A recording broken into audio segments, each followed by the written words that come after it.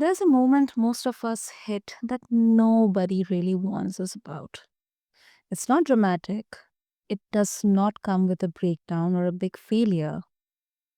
It usually shows up quietly. You look around and realize no one is coming to rescue you from this season. No one is going to suddenly give you clarity, discipline, confidence, or direction. Not your boss, not your partner, not a mentor, not the next opportunity. And honestly, listeners, I know that realization it can feel heavy. But then it can also be the beginning of real leadership. And today's conversation is about that moment. The moment where self leadership stops being a motivational phrase and it becomes a requirement. Welcome, everyone, back to another interesting episode on the BizBlend podcast. I'm your host, Sana, and today, my guest, she helps people stop settling for fine and start building lives and businesses that actually feel aligned, powerful, and free. Her work focuses on creating personal and professional infrastructure that supports growth instead of chaos, especially during transitions, reinvention, and leadership expansion. So, listeners, this is not about hustle. It is not about pretending you are strong all the time. It is about learning how to lead yourself when things are uncertain, uncomfortable, and unglamorous. So let's get into it and let's welcome our guest, Tiffanie Janowitz. Tiffanie, welcome to BizBlend, and I'm really honored to have you. Thanks so much, Santa. It's great to be here. And Tiffanie, this is I mean, unfortunately, it is kind of the reality that, many of us we don't realize or we realize very late. And I think maybe for some it feels like there is no other option out there, and they leave everything to fate or maybe the higher power, or some people they take control in their own hands and they carve their own path in there. So many people talk about self leadership like it is empowering, but then for many the real moment it begins, it feels lonely and confronting. So, my question to you is, Tiffany, when someone realizes that no one is coming to save them, what do you see emotionally and practically happen first? And this is such a deep topic, Santa, because Yeah. when we're talking about when you're realizing that no one is coming to save you, a reframe is really necessary in that first space, right? When we're thinking about the concept of no one's coming, it's not repositioning that to remind yourself that it's not a threat, but this is a transfer of power back to yourself, right? We're not, when we think about that, like most people are unconsciously waiting for the right time, or I need more motivation, or someone, again, like that outside source of someone coming to choose them, or even maybe for permission. A lot of folks that I work with, that I mentor, permission is a big one that even just having the conversation between the two of us when we're working through and taking that first inventory. Permission is something I hear from a lot of the people that I mentor that are sitting in that space of fine, which is a really scary spot to sit in. But we're unconsciously waiting for permissions or outside sources. And so again, really peeling it back to remind yourself that it's not a threat, that no one's coming to save you. You are your biggest power, and transferring that power back into your hands and wrapping your arms around it is when you get to take that back into your hands.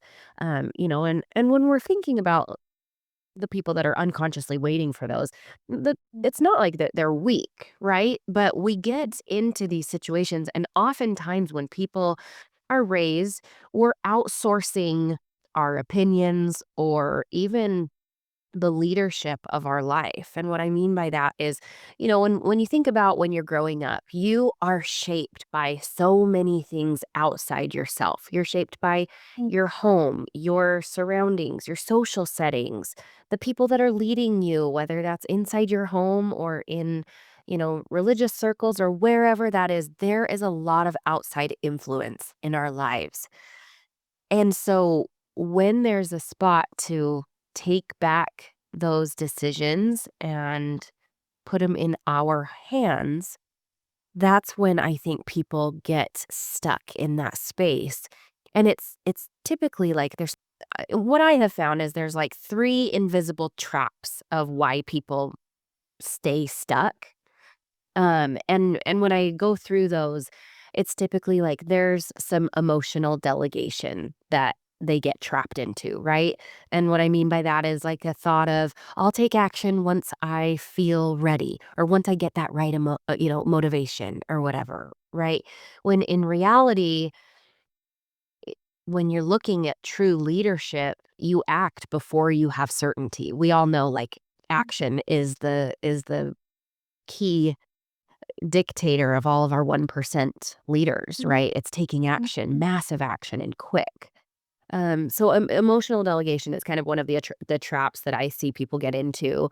The second one would be like responsibility avoidance.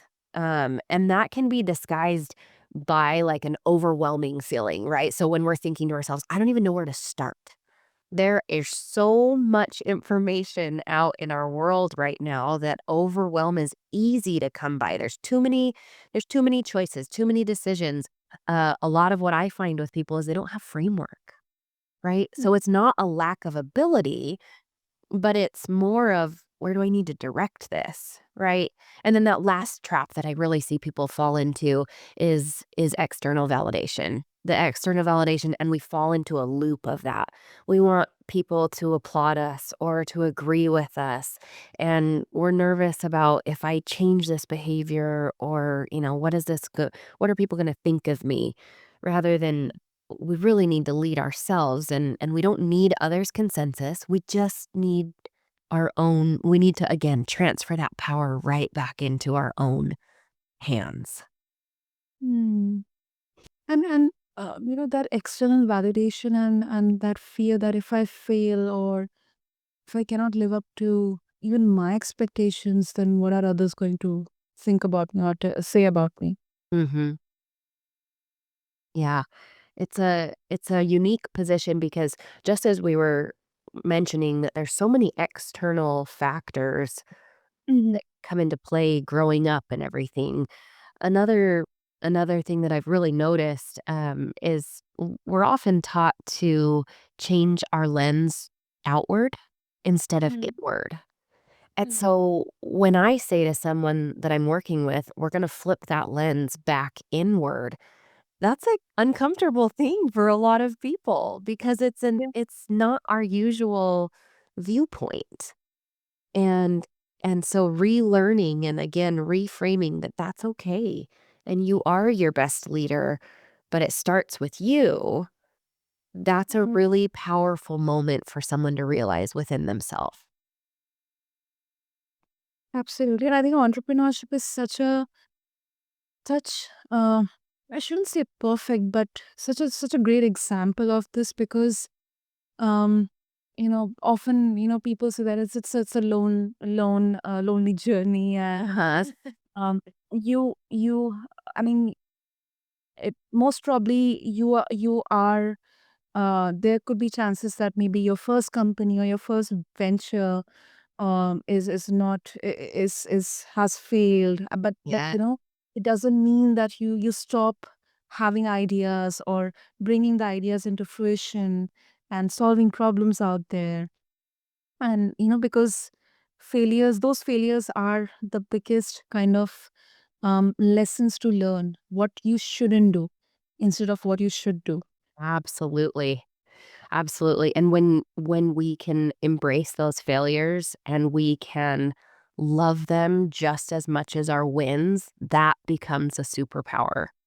And Mm. that's a real piece of when I work with people to build their infrastructure more sound and get that foundation working as it should, and we're talking about habits, that is, what you said, Senna, it hits it right on the head, is being okay to fail is, again, it's a learned skill.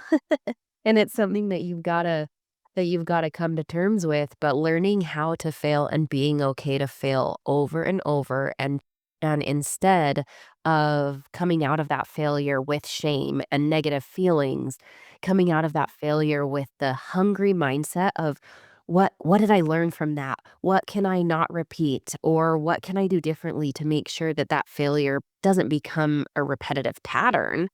But instead becomes that superpower. Now we're talking about self-leadership. Absolutely. Absolutely. And Tiffany, I mean, I have to bring this up because your journey, it is a proof here that, because you have had, maybe, I mean, not only in the professional world, but in the personal, in your personal life as well, like, moving away from relationships that no longer connected with you, your values. Then, you navigated entrepreneurial journey as well. Yeah. Health problems as well, health challenges. So if you would like to share a bit about your journey with all of the list, go on. And Yeah. So to kind of give listeners a bit of context, I've rebuilt my life multiple times. And I don't mean that in a negative light, but Mm. when something no longer feels aligned, when we give ourselves the power to shed layers and again, embrace what didn't, what no longer serves us and what no longer feels aligned, it gives ourselves the power to be able to shift that and realign with ourselves. And when we are in true alignment, that's when we really shine from the inside out. And that might sound a little bit a little bit crazy, but that's what really gives yourself, true trust in your inner voice. And that's become a really big, importance in my journey. As you mentioned, I was in corporate America for a very long time, but I just had this, and I had a great job. I was in a really, successful career path. My trajectory was great. But at the end of the day, I was just left feeling fine. And when we're in a state of fine, that really is like, it's a state of stagnance. And I think that that's a really dangerous place to stay.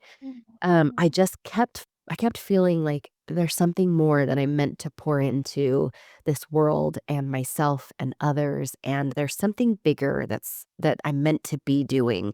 And so, because I had really learned to listen to my voice, I stepped out of corporate America and I stepped into entrepreneurship. And as you mentioned, entrepreneurship is a lonely journey. It can be a lonely journey because every person's journey in entrepreneurship looks different. When I talk to one entrepreneur, our day is not the same as far as scheduling and what we have to tackle each day. And that's when you really have to rely on yourself of, what are you following through with, especially when nobody is watching, when you don't have a corporate framework to be telling you what's next, and you have to rely on that, on your own self. Have you built that self voice loud enough to not only trust it, but respect it? And so in the professional setting, I've really been able to hone in on that, which then gave me the power with, when we're talking about my personal side of things. I mean, I just exited a journey with breast cancer that I would not have. I had my concerns dismissed several times, and I was told that I was fine several times.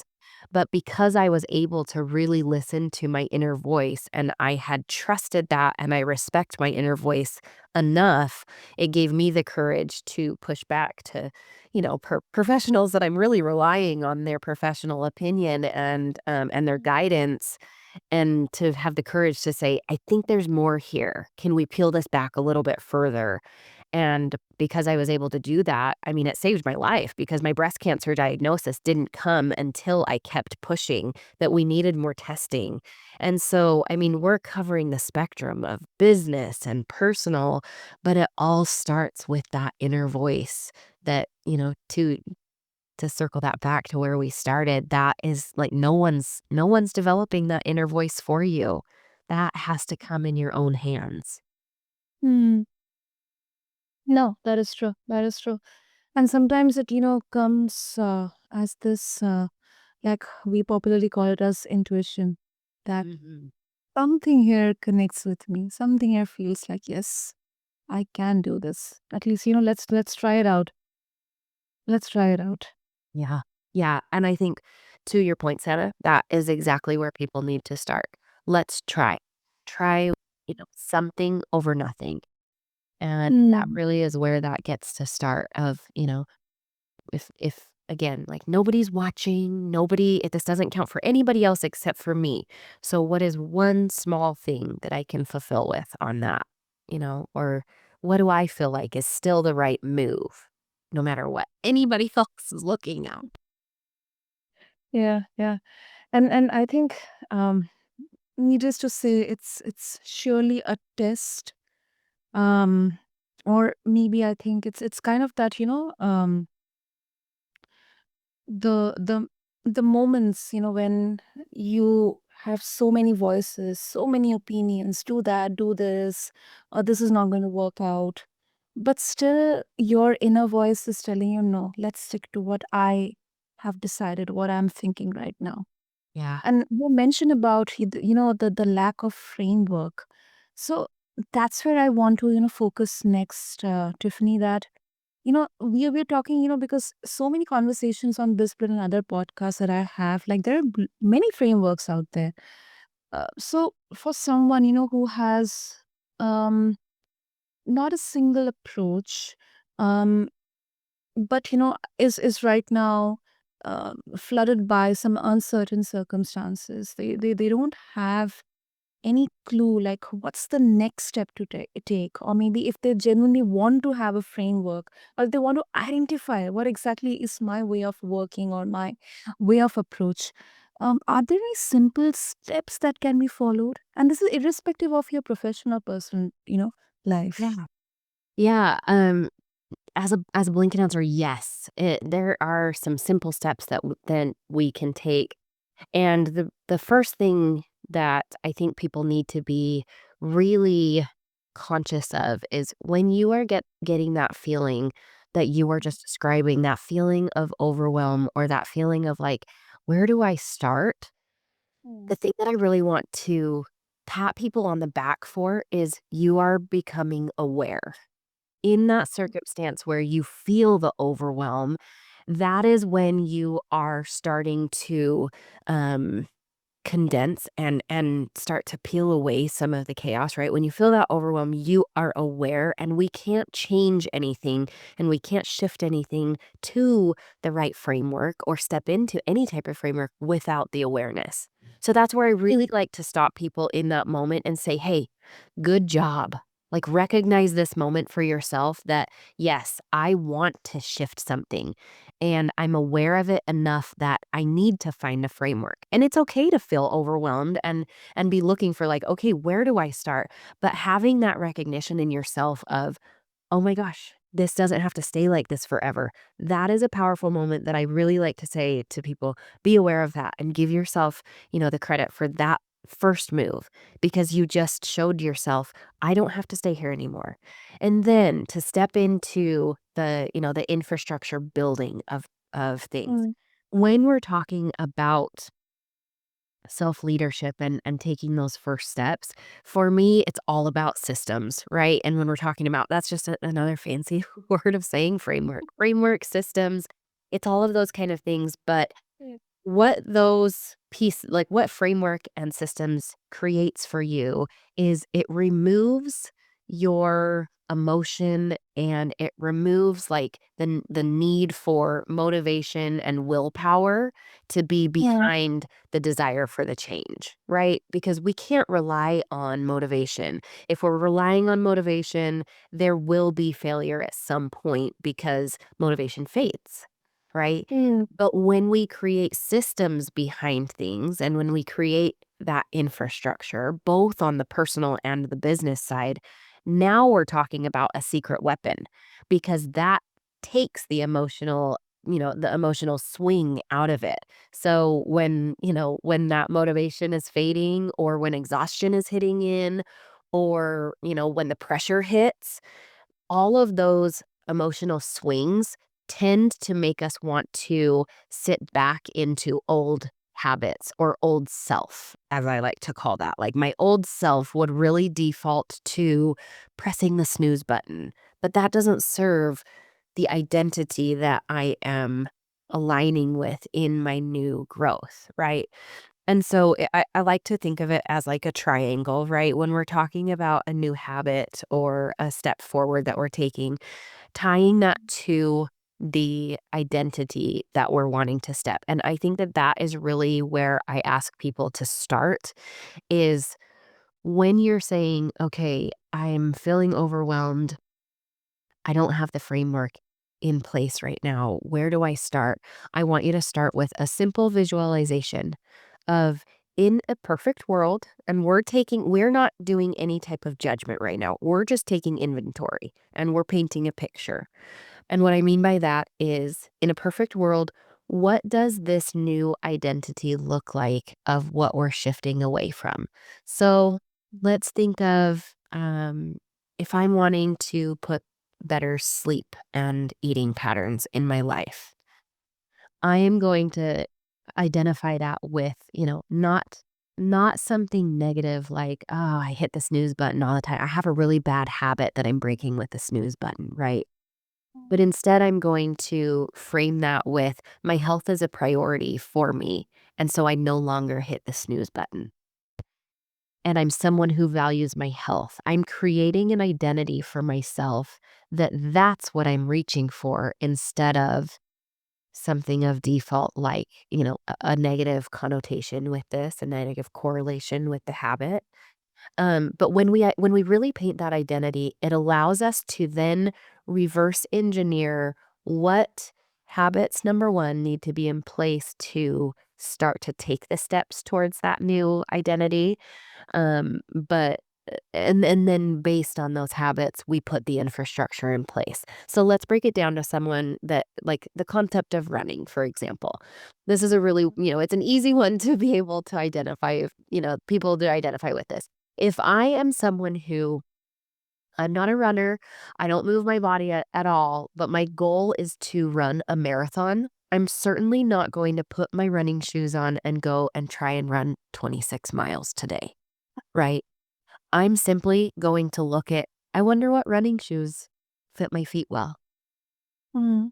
right? It's just something very small that we're talking about something over nothing, the concept of something very, over nothing. I love how James Clear breaks down all of this in his book, Atomic Habits. I think it's a really, really powerful tool. So if you're listening and you haven't read that book, put that on your must read. I think it's a wonderful part to put these baby steps into place. It takes a lot of the overwhelm out of that, right? But then we start to build on those things. Okay, I've researched the shoes and now I'm going to put them on my feet and I'm going to simply walk to the end of my street and back. And if that feels good and I've proved to myself that I can, I've put the trust in my own inner voice that I can do this. Well, maybe tomorrow I'm going to walk around my whole neighborhood. And maybe then after that, I'm going to pick up my speed. And it's a building process that it's just one brick on top of another. And we're not looking at the whole big picture because that's certainly when overwhelm and a lack of action tends to come into place. Yeah. Uh, you know, so Mm. I think it's a very, very good and simple example that you gave, Tiffany, because um, we often, whenever we try to, um, get out of that old self. Okay, from tomorrow onwards, I'm going to go for a run. We try to, like, because initially you have that motivation on fire, like energy brimming. You are excited because you're doing something new. Your brain, your whole body, physically, emotionally, Yes. are absolutely motivated. But then when that kind of motivation fades, it starts to fade away, and you feel like, okay, this is really tiring, or maybe there is some kind of, once again, a huge challenge in your way, or maybe your schedule is not the way that you expected. Yeah. Gradually, slowly and gradually, it fades away. Your running stops and it's done. And I think that's how most of the even New Year resolutions, they do not find any place, when we see at the middle of the year. Oh, yeah, absolutely. I've been laughing because I've been saying if motivation worked, January would fix everybody. Exactly. And it just it's not something that you can rely on, you know? And Santa, to your point, you just described like that that ebb and flow and those peaks and valleys, you just described entrepreneurship. That is something that like it's not an if, but it is a when. When those roadblocks come and when those setbacks come, how quickly do you recover? Mm, And definitely. And I think in those moments yeah, I was just gonna say in those moments, that's when if the right systems are in place and you don't have to rely on your emotion or the motivation to kick back in, that's when we are making it easier on ourselves, and that's sustainability. exactly. I think that exactly explains this, the need of infrastructure over willpower. Mhm. Yeah. So I think a good question for people to start with and ask, is where am I waiting to be rescued instead of taking ownership? And if we need to reframe that, maybe it's more so something around like, is there a failure that I've been looking at as a roadblock or with negative feelings that I can turn around and turn into a superpower? How can I leverage it instead of shut it down? Your data is all in front of you. And that's the most beautiful part about all of this is because yes, no one is coming to save you, but that's the best news of your life because you are the solution to anything that is holding you back. So where can I make this easier? Where can I flip the script and flip the lens and turn this inward? That is so true. That is so true. And this really reminds me of another conversation I recently had, I think 2, 3 days back, with another guest on BizBlend. By the way, listeners, stay tuned for that episode as well. But we were having a discussion on financial literacy, and how he rebuilt his life with a debt of almost $370,000. Like, um, he I mean, he got the eviction notice and everything, and of course, I shouldn't divulge everything. But then, um, he had no water because, of course, the water connection was cut. So he had to go out, and there was, I think, a water line that was connected. So he took a cold shower, and that kind of helped him realize that the problem, he is the problem, and then he's also the solution. Yes, that's the most beautiful armor that you can have, understanding that. Amazing, amazing. And Tiffany, before we wrap up, one final question. Like, you help people reclaim time, energy, confidence, and agency. So Yeah. out of these four, which do you think people misunderstand the most when it comes to self leadership? Time. Absolutely. Oh my goodness. When Exactly. That's time what I was thinking. when you become, when you are reacting to your time instead of being the one who is delegating your time, that is a slippery slope, and when you flip that script and you take your time into your own hands and you delegate it, oof, that's a superpower. That's one that is gonna be a big game changer when people can understand how to direct that. You gain back more time than you can even imagine. It's a really powerful exercise I go through with people. Hmm. Yeah, I 100% agree with you. 100% agree with you. Oh, superb, superb. So Tiffany, if listeners, I'm very sure they'll have so many thoughts, questions, and if they would like to reach out to you, what would be the easiest way for that? The best way to reach out is through my website, and it's tiffanyjanowitz.com, but of course, I'm gonna throw a little curve in there. Tiffany is with an IE and not a Y, so there's a little some spelling to pay attention to, but Mhm. that's the best place to find me, or over on Instagram at tiffany.janowitz, and again, it's in a space of wanting to stop just surviving, but really start leading yourself. And that's what I help people build. That's the framework that I help people build. So if I can be, a support to you, please reach out. It's something that I feel a great responsibility to help others do because of the success that I have felt and seen in my own life and with others. So Well, that's really good to hear. And listeners, what I'm going to do is I'll have all the links, all the details in the show notes. So find them attached along with this episode on whichever platform you're listening to the BizBlend podcast. And, listeners, I hope that what we can take away from here, all of us, is self leadership is not about being fearless, it is about being present. And you may not have everything figured out, but then it is about choosing yourself even when the path is unclear. Because no one is coming to save you, but then this is not a sentence or anything to have fear. It is an invitation to build a life and a way of working that actually supports who you are becoming. So, Tiffany, thank you so much. This was really, really a very profound and very much needed conversation in today's day and age. So, thank you so much. thank you for having me. It's a pleasure. And to all the listeners, if this conversation resonated with you, take one idea and apply it. Not everything, just one, baby steps. Because leadership begins in the smallest moments of follow through. And thank you for tuning in and thank you for leading this conversation with so much honesty and depth.